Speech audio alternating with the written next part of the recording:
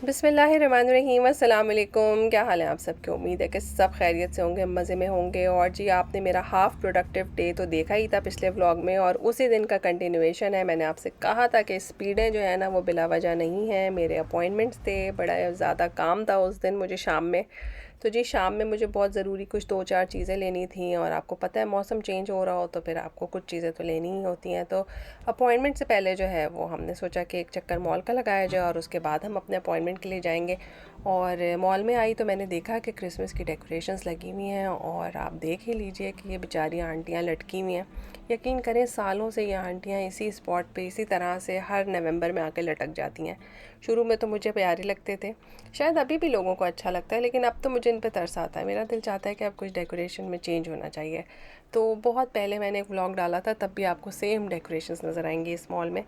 लेकिन मैंने सोचा कि जो लोग नए आए हैं उन्हें क्रिसमस की वाइब्स तो देनी चाहिए ना। तो आजकल जो है वो नवंबर दिसंबर बिल्कुल ऐसा ही है कि जो यहाँ के लोग हैं वो अपनी जो वेकेशंस हैं वो मोस्टली दिसंबर में बहुत इन्जॉय करते हैं। इनकी फैमिली वेकेशंस होती हैं, इसमें ये अपनी पार्टीज़ करते हैं, अपने फैमिली से मिलते हैं, गेट टुगेदर्स होते हैं। अदरवाइज़ तो आपको पता है यहाँ पे जॉइंट फैमिली का कोई कॉन्सेप्ट नहीं है। तो बड़ा ही एक फेस्टिव सा माहौल होता है। हर कोई, शायद इनमें एक ट्रेंड है कि गिफ्ट्स देते हैं एक दूसरे को। तो बस उसी से रिलेटेड जो है ना वो पूरी थीम होती है, और हर जगह पे उसी तरह से सेट होती हैं चीज़ें। इस जगह पे जो है वो आके सेंटा क्लॉज बैठता है, और लोग जो है यहाँ पे उसके साथ तस्वीरें खिंचवाते हैं। तो अच्छा हल्ला गुल्ला रहता है। तो बस ये जो मेरे पास कुछ चीज़ें ख़त्म हो गई थी उनको रीस्टॉक करने आई थी, और मैं देख रही थी कि क्रिसमस के करीब क्या डील्स लगी हैं। फ्रैंकली हर चीज़ इतनी महंगी हो गई है कि वो चीज़ें जो 18 या $20 की मिला करती थी, अब वो 30 क्रॉस करके ही मिलती हैं।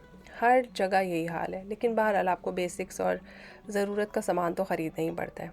और जी, मैंने अपने लिए जो है वो एक जूता ख़रीदा। आपको मैंने बताया ही है कि मुझे कितना शौक़ है बर्फ़ में गिर जाने का। तो मैंने सोचा कि एक एंटी स्लिप जूता जो है वो मज़ीद ख़रीद लिया जाए, क्योंकि पिछले वाला जो है ना वो थोड़ा सा पुराना हो गया था। तो अब मैं नहीं चाहती कि किसी किस्म का रिस्क लिया जाए। और जी, ये फ़ैशन देखें ज़रा। मेरे ख़्याल में हर तरह का कपड़ा जो बच गया था उसको जोड़ के कमीज़ बना दी गई है। तो बस ये तो मैंने फ़न के लिए आपके साथ शेयर किया। और कमीज़ भी इतनी बनाई गई है कि वो बहुत जल्दी ख़त्म हो जाती है, अपनी मुकर्ररा हद तक पहुंचती ही नहीं है।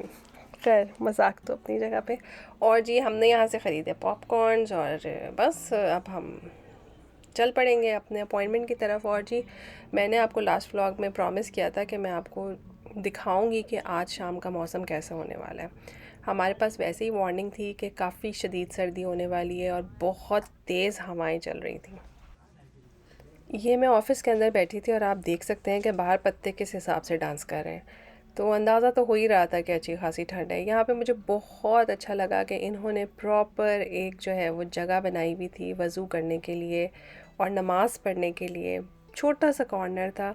मेरा दिल चाहा कि हर घर में जो है ना वो इस तरह की एक छोटी सी मस्जिद होनी चाहिए, एक छोटी सी जगह होनी चाहिए जहाँ आप सुकून से नमाज़ पढ़ सकें। अच्छा जी, ये जो अपॉइंटमेंट था ना ये मेरा दूसरे शहर में था। तो अब जब आप दूसरे शहर जाते हैं ना तो उसकी स्पेशलिटी तो आप ढूंढते ही हैं कि कुछ ना कुछ आप वहाँ की जो चीज़ है ना वो उस टाइम पे ख़रीद के ले जाएं, क्योंकि हर वक्त तो आना होता नहीं। तो बस जी, यहाँ पे जो है ना वो एक रेस्टोरेंट है, और वहाँ की बिरयानी जो है ना वो बहुत मशहूर है। तो हमें बहुत अच्छी लगती है, और उनके पास बड़े मज़ेदार किस्म के ऑप्शंस होते हैं, लेस स्पाइसी, मोर स्पाइसी, एक्स्ट्रा स्पाइसी। तो बस ये बड़े दिल खुश करने वाली बात होती है कि आपको अपने स्टाइल की जो है वो बिरयानी मिल जाए। तो हमने सोचा कि थोड़ी सी बिरयानी ख़रीद लें। मेरे साथ मेरी फ्रेंड थी, उन्होंने भी अपने घर के लिए कुछ खाना लेना था। तो यहाँ पे मुझे ख़ातून मिली, और वो काफ़ी एज में ज़्यादा थी। बार बार मुझे कह रही थी कि आप मेरे रिश्तेदार जैसी लग रही हैं, और फिर अपनी अम्मी को याद कर रही थी कि मेरी अम्मी बहुत अच्छी खिचड़ी पकाती थी। मतलब वो इतनी गुफ्तगू कर रही थी, और मैंने पूरी पूरी कोशिश की कि मैं उनके साथ ज़्यादा से ज़्यादा बात कर सकूं, लेकिन बहुत फ़ील हो रहा था कि वो बहुत लोनली हैं, और वो अपनी पीछे से बहुत सारे लोगों को याद कर रही थी। और मेरी शक्ल कभी अपनी किसी कज़न से कहती थी मिलती है, कभी किसी से मिलती है। बार बार मुझसे पूछ रही थी आप पेशावर की हैं, आप यहाँ की हैं। तो मुझे लग रहा था कि बस वो गुफ्तगू को जो है ना वो थोड़ा सा तवील करने की कोशिश कर रही थी। तो मैंने भी उनके साथ खूब डट के बातें की। 10 मिनट जो मैं वहाँ खड़ी रही मैंने उनसे खूब अच्छी अच्छी बातें की। तो बस अल्लाह ताला हर इंसान को जो है वो अपने प्यारों के पास रखे और इस तरह की तन्हाई से बचाए। और अब आपने देख ही लिया कि हमने बिरयानी और सामान तो ख़रीदा है, मगर हमने उसके साथ जो है वो समोसे ख़रीदे हैं। आखिर इतनी देर से निकले हैं, कुछ पेट पूजा तो होनी चाहिए। और जी यहाँ पे हमें घघरे चोलियाँ लटके हुए नज़र आए, हम बड़े खुश हुए देख के। वैसे तो हमारे काम के कपड़े नहीं थे, लेकिन देखने में क्या हर्ज है। और आप देख लीजिए कि मौसम किस हिसाब से चेंज हो रहा है। क्या आपको नज़र आया कि किस हिसाब से स्नो हो रही थी? और अभी तो ये इब्तिदा है, यानी कि मज़ीद 2 घंटे बाद आप देख लीजिए कि मेरे घर के बाहर क्या हाल है।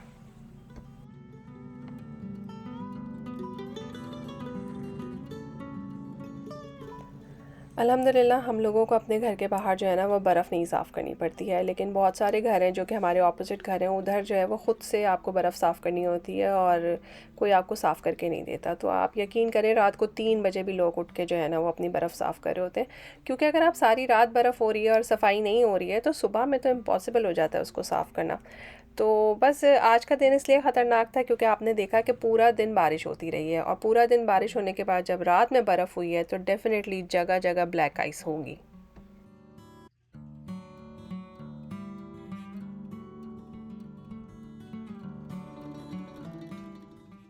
तो जी करते हैं नए दिन की इब्तिदा। और आपने देख लिया कि मेरा जो लास्ट हाफ़ डे था उसका रिमेनिंग हाफ़ पार्ट भी काफ़ी हेक्टिक था। तो बस जी ये सुबह हुई है और सुबह-सुबह जो है वो इब्तिदा हुई है मेरी हनी वाटर के साथ, और उसके साथ जो है वो मैं बना रही हूँ नाश्ते और लंच बॉक्स की तैयारियाँ, और बस इसी तरह के काम हो रहे हैं। किसी को कबाब का सैंडविच चाहिए होता है, कभी किसी को उसके अंदर वेजिटेबल्स चाहिए होती हैं, किसी को केचप चाहिए होता है। तो बस इसी किस्म की जो है वो उधेड़-बुन में लग लग के जो है वो आप पूरा नाश्ता बना लेते हैं अल्हम्दुलिल्लाह। तो नाश्ता बनता है, लंच बॉक्सेस पैक होते हैं इस टाइम पे। जिन्होंने ऑफ़िस जाना है वो पहले चले जाते हैं, कुछ लोगों का स्कूल पहले लगता है, कुछ लोगों के स्कूल के लिए मुझे जाना पड़ता है।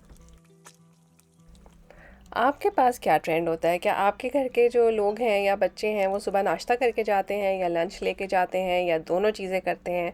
तो आप किस तरह से मैनेज करते हैं? और लंच में हर एक के डिफरेंट आइडियाज़ होते हैं, डिफरेंट पसंद होती है। आपके घर में भी इस तरह से होता है कि नहीं होता? मुझे अपना बचपन याद है कि मैं लंच बॉक्स बहुत छोटी उम्र में लेके जाती थी, उसके बाद मैंने लंच बॉक्स ले जाना बंद कर दिया था। इसको देखें ज़रा कितना मज़ा आ रहा है। Hmm. Other hand. पाकिस्तान में तो मज़े होते हैं ना कि आपके पास कैफ़ेटेरिया है, आपके पास खाने-पीने के बड़े ऑप्शन हैं। तो मैं तो फिर पॉकेट मनीज़ पे आ गई थी और मैं जो हूँ वो बाहर जाके खुद ही खाना खाया करती थी। लेकिन ये कि सुबह नाश्ता करके घर से निकलना होता था, चाहे जो मर्ज़ी हो जाए, और कोई फल और पानी साथ में लेके जाते थे। उसके अलावा मैंने कभी अंडे पराठे और सैंडविच अपने साथ कैरी नहीं किया, पता नहीं क्यों। लेकिन यहाँ पे तो इतना मसला है, शुरू में मैं इतना इरिटेट होती थी क्योंकि दुबई में भी जो है वो हम लंच मनी देते थे, तो कुछ छोटा-सा लंच बना के देते थे और साथ में लंच मनी होता था। लेकिन यहाँ पे तो भाई आपको प्रॉपर लंच के डब्बे बना के देने ही पड़ते हैं, क्योंकि स्कूल में कोई कैफ़ेटेरिया नहीं होता और फिर आपको पता ही है हलाल हराम के ऑप्शन। और जी अब आप देख लीजिए, मैं पूरा रास्ता आपको दिखाती जाऊंगी कि किस कदर ब्लैक आइस है। और जी बर्फ़ गिर रही हो ना तो फिर इतनी सर्दी नहीं होती, लेकिन हवा चल रही हो तो अच्छी खासी ठंड लगती है। तो बस जी हम ठंड खाते हुए जो है वो घर वापस पहुंच गए हैं, और घर पहुंच के हम तैयारी करेंगे अपने खाने की। और जिन्होंने मेरा लास्ट व्लॉग देखा है उन्होंने ये वाली मैरिनेशन देखी थी। इस मैरिनेशन में जो है, जो कि चिकन टिक्का की मैरिनेशन थी, इसमें मैंने बोनलेस चिकन को भी मैरिनेट करके फ़्रिज में रख दिया था। तो इसलिए आज के दिन मेरा काम बड़ा आसान है। ऑलरेडी फ्रिज में मैरिनेटेड चिकन पड़ा हुआ है, मैंने कुछ भी नहीं किया। मैंने तेल गरम किया है फ्राइंग पैन के ऊपर और ये सारे पीसेस डाल दिए हैं। इनको मैं तेज़ आंच में फ्राई कर रही हूँ ताकि इनके अंदर एक अच्छा सा कलर आ जाए। आप देख लें ब्राउन कलर आ जाएगा और इसके सारे जूसेस सील हो जाएंगे। इसको जो है वो प्रेफर करें आपके चिकन थाई से बनाएं। अगर आप चिकन ब्रेस्ट लेंगे तो भी काम चलेगा, लेकिन उसके लिए टाइम ज़रा ज़्यादा लग जाता है। ज़्यादा जूसी पार्ट जो है वो चिकन थाई होती है। और हम जी बना रहे हैं बटर चिकन, और वो भी मेरे स्टाइल में। और बटर चिकन बनाने के लिए आपने चिकन को इस तरह से फ्राई करके साइड में रख लिया, और यहाँ पे प्याज और टमाटर, इसको आपने जो है वो बॉईल करने रख दिया। थोड़ी देर तक आप टमाटर को बॉईल करेंगे तो छिलका बहुत आराम से उतार लेंगे। बहुत से लोग जो हैं वो टमाटर के छिलके पहले छुरी से उतारते हैं, उसके बाद उसको बॉईल करते हैं। ये सब करने की ज़रूरत नहीं है, बस आधा आधा काट के डाल दीजिए और छिलका बहुत आसानी से रिमूव होगा। और जी इसकी करी के इंग्रेडिएंट्स आपने देख लिए हैं, मैंने अभी आपके साथ शेयर किया है टिकर पे, उसको प्लीज़ नोट डाउन कर लीजिएगा। और यहाँ पे मैंने इसको ब्लेंड कर लिया है। अब मैं इसको बड़े बर्तन में डाल दूँगी। इसको मैंने थोड़ी देर तक पकाना है। इसके अंदर मैं मसाले सारे शामिल करूँगी जो कि मैंने उसमें लिस्ट में मेंशन किए हैं। और उसके बाद जो है वो इसको मैं पकने के लिए रख दूँगी। ये थोड़ा सा गाढ़ा हो जाएगा तो इसके अंदर जो है वो टोमेटो पेस्ट डाल देंगे। टोमेटो पेस्ट यूजुअली नहीं डलता, मगर मैं इसलिए डाल देती हूँ क्योंकि बटर चिकन में ज़्यादा काम तो टमाटर का ही होता है। तो एक तो टमाटर की भी बचत हो जाती है कि आप 6-7 टमाटर डालने के बजाय 3-4 से काम कर लीजिए, और दूसरा कलर बहुत अच्छा हो जाता है। तो बस ज़रा सा गाढ़ा हो जाए तो इसमें चिकन डाल के आपने 10-15 मिनट पकाना है, और ऊपर से आपने क्रीम डाल देनी है।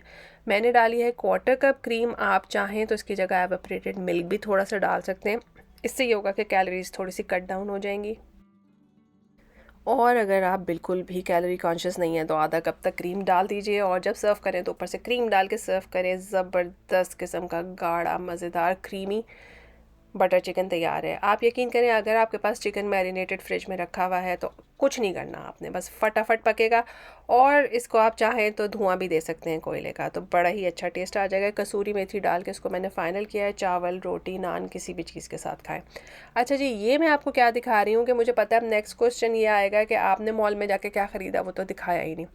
तो वैसे तो छोटी मोटी कुछ चीज़ें ख़रीदी मैंने, लेकिन बेसिकली जो है ये बड़ी इंपॉर्टेंट चीज़ है। और मेरे पास पहले भी एयर फ्रायर था, लेकिन वो इंस्टेंट पॉट का भाई था, तो यानी कि उसके ऊपर का जो लिड था ना वो बहुत हैवी था। असल काम ही वही करता था, रेजिस्टर जो था उसका। लेकिन अब ये जो है ना, ये बड़ा कन्वीनियंट है। ये वो ड्रॉर्स वाला है जो आप कॉमनली देखते ही हैं, हर एक के पास होता है। तो ये ऑफ़ पे लगा हुआ था, तो हमने सोचा कि इसको ख़रीद लिया जाए। और मेरे मियाँ वैसे ही बहुत शौकीन है मेरे ज़िम्मे इस किस्म के काम डालने के लिए। उन्हें बहुत शौक़ है रंग बिरंगी मशीन ला के देने का, और फिर मुझसे एक्सपेक्ट करते हैं कि सब मशीनें जो है ना वो अच्छी तरह से इस्तेमाल हों। बस वो ये नहीं सोचते कि ये मशीनें रखनी कहाँ पर हैं। और यकीन माने मुझे बहुत इस बात से कोफ्त होती है, क्योंकि ये मशीनें आपके बहुत काउंटर स्पेस लेती हैं। तो आपको स्पेस रिलेटेड इशू है या नहीं है, मुझे ज़रूर बताइएगा। और जी वीकेंड हो तो आपने चाहे जो मर्ज़ी पकाया हो, आपके बच्चों ने जो है वो अपनी पार्टी तो ज़रूर करनी है। तो यहाँ पे चल रही है बर्गर पार्टी।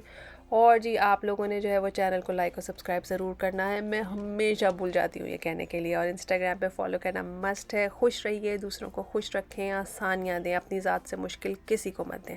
अल्लाह ताला आपको बहुत आसानी देंगे। फिर मिलेंगे एक नए व्लॉग में। अल्लाह हाफिज़।